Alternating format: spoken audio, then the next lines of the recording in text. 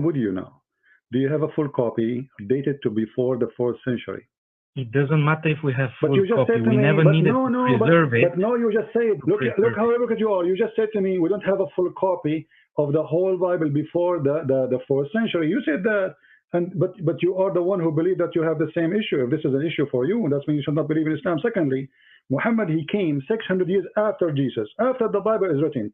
What is the proof of Muhammad that he knew what is in the Bible? If all the Bible is corrupt, the mic is yours. But we never say the Bible is corrupt. We say you don't have the real Bible. So the Bible could be somewhere. The Bible could be somewhere in the Middle East. You just haven't found it yet. So it's not corrupt. So you made you made up a different copy. All right, you made up a different copy and then spread it all around the world to give to the Christian people. All right. The original copy could be there. Original copy could be even at the time of Muhammad, but you hid it from everyone. How many Christians have read Bible that comes in Greek or Aramaic? Let us talk. How many Muslims they speak Arabic? 15%. 15%. That means there is what? 85% of Muslims are not Muslims no more? Doesn't matter because we listen to people. A second ago you said if we don't speak Aramaic, you said how many people speak Aramaic, how many people speak Greek, how many speak Hebrew? Now the question is, do you understand the Quran which is written in Arabic? Do you understand it yourself? I don't understand it myself, but I look at translation. So you are proud about what? You are proud to be a Muslim about religion, and you said to me the Quran is perfect, but you cannot understand the Quran. How the Quran is perfect, yet you cannot understand it? Because we can trust our scholars. You cannot trust your scholars. As long as you trust your scholar. Look at what they are doing. Look at what they are doing. The church is doing in every country. As long you trust your scholars, is the anti-Muslim? Of course. Look, even the Quran tells you that only Allah can understand the true meaning of the Quran, but the very well-versed people, the knowledgeable people, they will understand as well parts of it. That's a false interpretation. So you are ignorant, and the verse doesn't say that. Why you are lying? The verse says, only Allah knows what the Quran means, and the one who have knowledge, they say we believe. They don't understand. So in order to have a knowledge in Islam, it's just you have to believe. What kind of religion is religion? How you can be a scholar if just by saying I believe? How that make you a scholar? And what kind of book? Only Allah knows what it means. Don't you think this is stupid? Okay. Let's say Bible. Obviously, Bible is more clearly written because it's a newer creation. It's created for the masses. It's created to lie to the masses. But obviously, you're gonna put lots of love in it. But isn't it the Quran? Lots of nice things in it. Nice story. Make it for the movies. Hold on. Yeah. You Muslim, you say, and even Yasser Qadi, he said that the earliest Bible goes back to the 60 years after Christ. The earliest Quran you Muslims have goes back to 400 years after Muhammad. The earliest recitation you have is coming from Hafs, and Hafs, according to Muslims, is a fraud. So where is your Quran?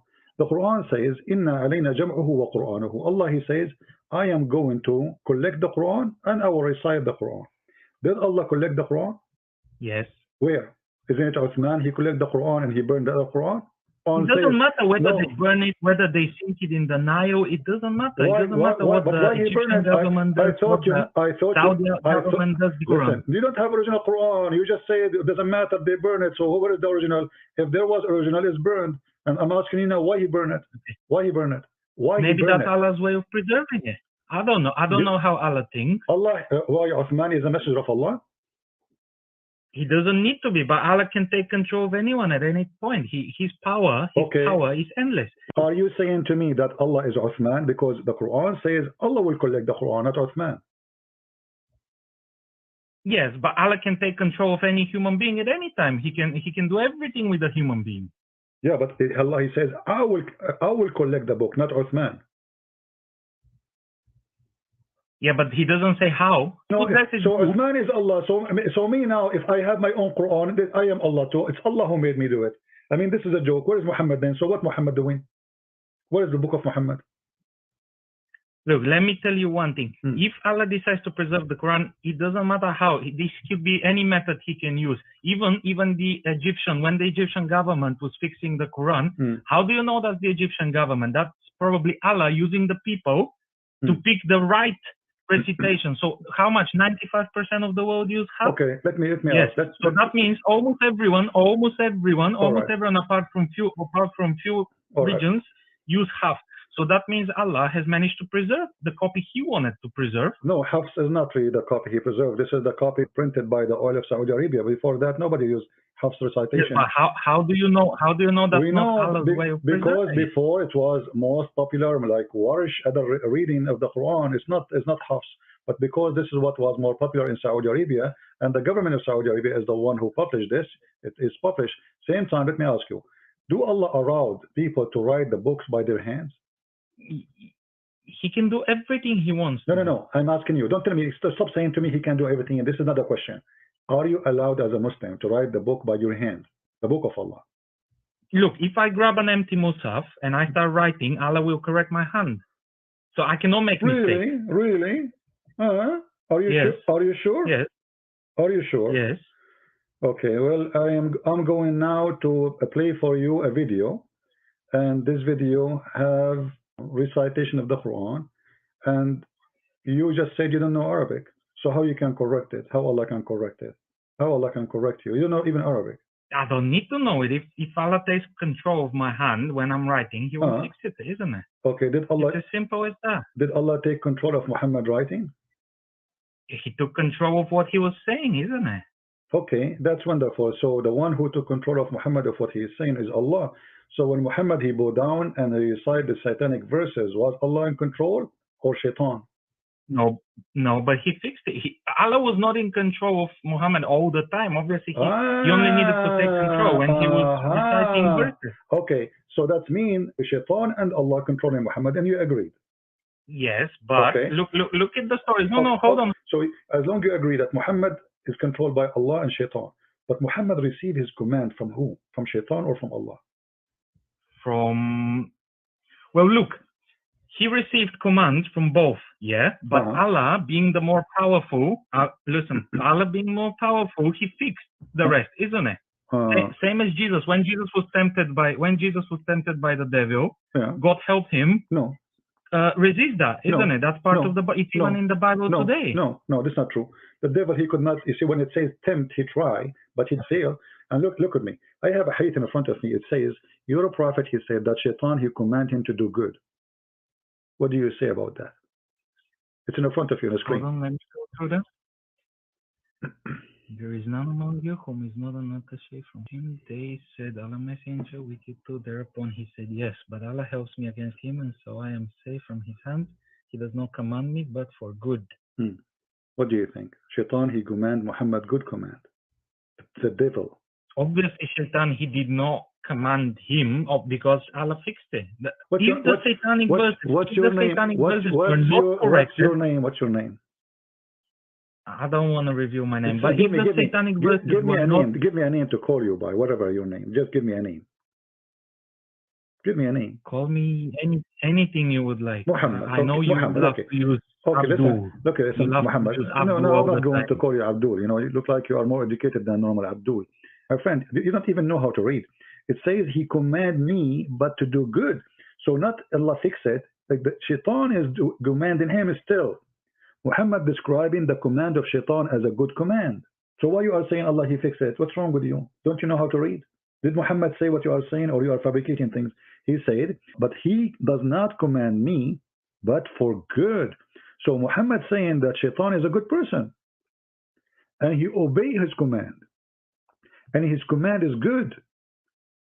Muhammad here is admitting that Shaitan... No. Look what it says. But he does not command me, but for good. So anything that's bad, he cannot command him because Allah helps him.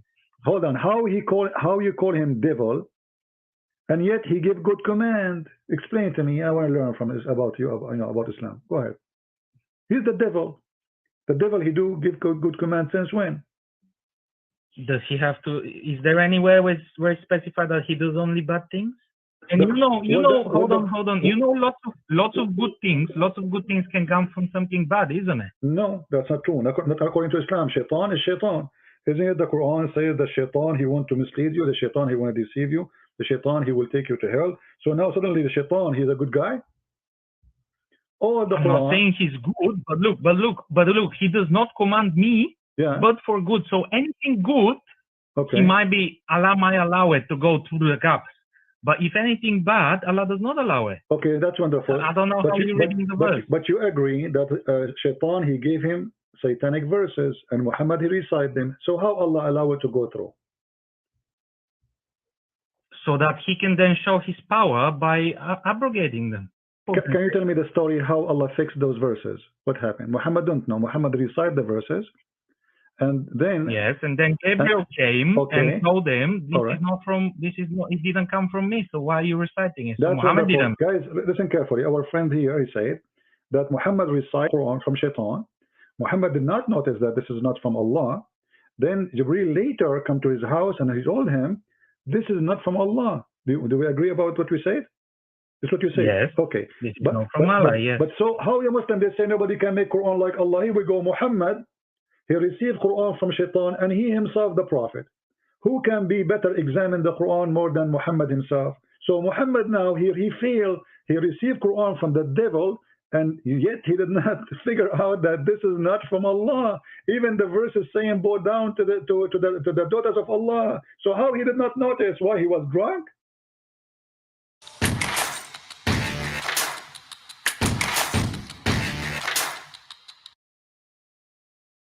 But look, Muhammad was never a perfect person. He was not Jesus. My friend, Jesus this is was not perfect. about... Okay, hold on. Guys, Muhammad was a mortal man. Did you just say that Jesus is perfect? Of course, the Quran says he was the most righteous of all of them. Okay, so Muhammad was never no. You're not righteous. You You said perfect. Muhammad is not perfect. You said that. Jesus is perfect. Yes, that's correct. Okay, he was a man. If there is any man is perfect?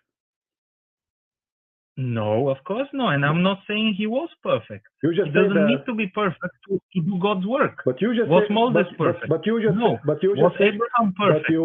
But you just said that he is perfect. Everybody heard you. You said that. Of course. Okay. Even Allah says he made Jesus. Okay. He was the most righteous of all of them. He was the most perfect. So when you say he's perfect, he's perfect. There's no so either perfect or not perfect. So Muhammad is not perfect. Jesus is perfect. Wonderful. Muhammad received satanic verses, and that you are saying because he is not perfect, he did not notice that he was praying to the daughters of the devil, and because he's not perfect, he bowed down to them.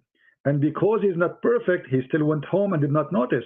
And because he's not perfect, still he need the angel to come and tell him. And because he's not perfect, Allah after that, he need to fix the Quran. Hold on. If we go now in the Quran to the chapter we are talking about, the chapter of satanic verses, chapter 22, you will see here it says that Allah is going to take off what shaitan he threw. Do you agree with this? Allah will take it off? Okay. How we knew that this verse itself is from Allah, not from shaitan? If shaitan was able to throw Quran already in Muhammad, and Muhammad did not notice. How we knew that this verse itself is not from shaitan saying, don't worry Muhammad, I will give you more. Don't worry about shaitan giving you things. I am Allah, I will take it away. How we knew that this verse is not from shaitan? Because already we agreed that Muhammad received from shaitan. And he don't notice. So shaitan, he can do it again and again and again and again. Look, you're doing mental gymnastics at the moment, because you're saying, oh, how do we know the whole Quran was not the devil's work? Well, it wasn't, because we know this. How? And we know exactly where shaitan involved, because Allah wanted us to know where. What shaitan? Okay, what shaitan he want? Tell me what shaitan he do? When shaitan intervene with a human being in general, what he tried to do? Like what he do? I mean, what he promised you? How he can tempt you? What he do? Well, he always tries to take them off the righteous path. Okay. Was Muhammad a righteous man? He tries to be. Okay. Was Muhammad a righteous man when he went to his own son's wife and he flirted with her in her house when she is married? Does anyone say he flirted with her, or does it say that she, like him, she wanted to marry him? No, it says that he said to her, Subhanallah mu'alliful qulub. Praise be to Allah, the one who flipped my heart for you. And he said that loudly so she can hear it. Is that a good man? He go to the house. All right, show me the hadith. Let's go. Let's show me the hadith. Let's read it carefully. All right. Let us see. Let us find the reference. Give me a second. Here we go. This is chapter Al-Ahzab, verse number 37, and this is the official government website of the Kingdom of Saudi Arabia. All right, I am putting it for you on the screen. You will see that when he went to his son, he found Zainab standing, and she was wearing very sexy clothes. It says here, read carefully. You don't know Arabic, but I will give you the link. You can use Google Translation, or you can give it to any Muslim who speak Arabic. So he went to Zayd seeking him, and then he found Zainab standing, and she was white and big and beautiful, and she is from the most perfect women of Quraysh. So she's so beautiful, you know. Okay, فهويها. So he fell in love with her. He fell in love with married women, and then he said, وقال سبحان الله مقلب القلوب فسمعت زينب بالتسبيح فذكرتها لزيد. So Zainab, she said she heard what he said, and she told her husband. ففطن زيد, and then Zayd is oh, here we go. So now he knew that she's sleeping with him. So he went to Muhammad. He said, Ya Rasulullah, please let me divorce her. She is proud. She have a bad tongue. She hurt me with her tongue. And then Muhammad, look how hypocrite. A second ago he was in the house of the man flirting with the wife, and now he's saying to him, no, keep your wife for you, man. Keep your wife for you. It's in front of you. And this is what? Read. This is your Islamic tafsir al-Qurtubi, and this is the official government website of the Kingdom of Saudi Arabia. I will post the link in the chat. You can click, and you can use Google Translation to translate. What kind of a prophet he go and do such a thing? This is the man you trust him with the Quran. This is the man you trust him with the ethic. This is the one you trust. Whatever he says to you is from God, and he is the good guy. He's not perfect, no problem, but here we go. I mean, this is very bad. First of all, he adopted this son. Imagine, he changed the adoption just because he want to have the girl. He changed the adoption. He adopted the man for years, and suddenly, just because he saw this woman, he want her, he canceled the adoption law. He forbade people from adopting. You see here, the story doesn't say that they're sleeping together, but obviously they are working together in the same direction. And you are the one who just said to me, no, she like him and she want to marry him. You said that. So she is not a good woman. She want to marry other man, and he is his father. And then we find that Muhammad, he go to the house, flirting with the wife. Be honest with me. If you flirt with your wife, and he said to her, my heart is flip for you, what you would do with your father? Be honest. Okay, first of all, he was an adopted son, so he doesn't matter. Even this is more ugly, because when you adopt a son, and that means you gave a word of honor. You just say that Muhammad have no honor. You just say that. Okay. Because if I adopt, can we not agree? Can we not hold on? Can we not agree that God, if He wills, He can use horrible men with bad flaws to do His will? So you are saying to me Muhammad was a bad man?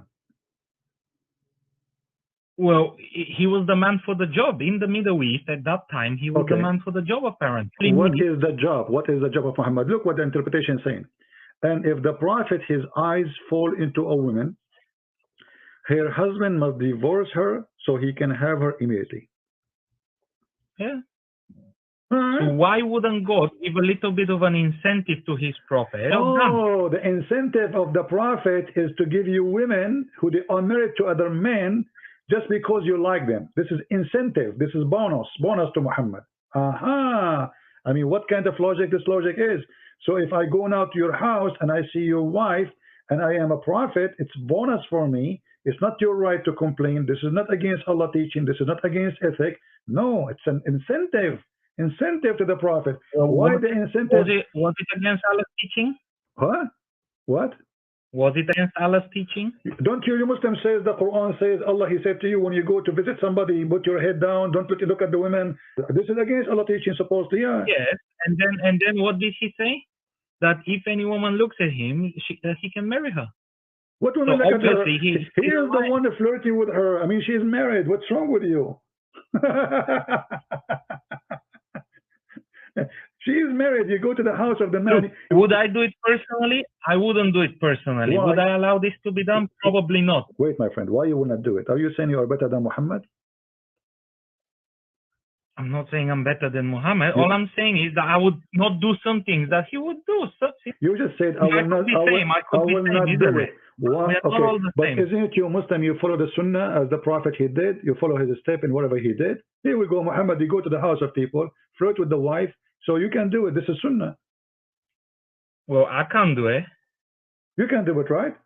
So this is Islam. Well, I can give a try, certainly, but I doubt God would now approve of me because I'm not doing His work. Why you are not approved? You just said we follow Muhammad's steps. He is the best man to follow. Look, you have to understand that that time in the Middle East was a very violent and hard time. My friend, what does have to do with the? You see, you Muslims, you jump from a place to a place to a place, and it's English. So you agree that Muhammad is a bad person. That's a wonderful news. I don't agree he's a bad person. I agree he has a humanly need, and they might be different than your humanly need. So now I have a humanly need. So if I see a woman, I'll rape her. I say I have a human needs, right? Is that okay, right? Well, obviously not, because that's forbidden. No, it's not forbidden. Where it says it's forbidden for Islam to rape? Show me the verse on the Quran. Okay, hold on. I will give you 10 years. Actually, I will show you where it says you can rape. I will give